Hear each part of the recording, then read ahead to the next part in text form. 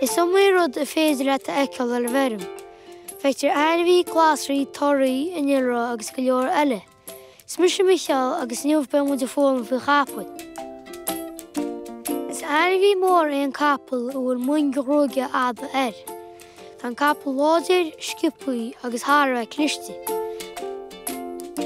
Tugtar leor ar Capaill buran agus tugtar stáil ar Capaill Feirm. Is Capaill chun na mara atá ain ar bhFeirm seo.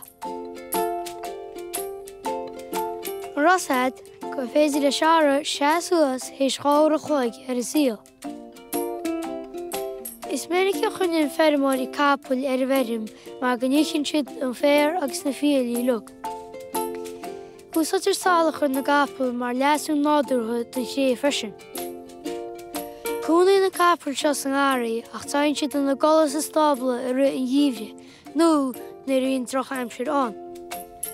Níchann siad féir agus fialaí san áirí san chud is smú, ach tugtar féir teirm agus gaeilge róib a ru an dhíomhre nó nach mbeadh mór an féir fás.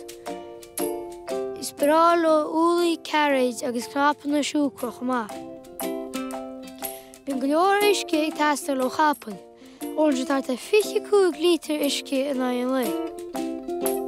Tás an coppa rud ón Capaill chur lá, sculptar muinc agus féanach a Capaill chur lá le na chuineáil glan agus ásta. Glantar crúb ó Capaill chur lá freisin agus tintar 15 nach chuil scoilteanna intu.